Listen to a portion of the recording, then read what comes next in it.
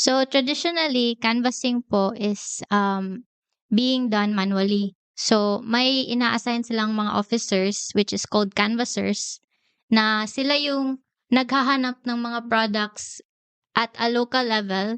So kunwari may ina-assign yung GSO ng isang agency na hahanapin yung itong specific na product. So pumupunta sila ng iba't ibang merchants every day. So kung i-imagine niyo na sa isang araw may 100 silang iba't ibang products na hahanapin. So tedious siya na process, and at the same time it's stressful and costly. So nakikita namin na may problem siya na nag-arise that's been being done for years na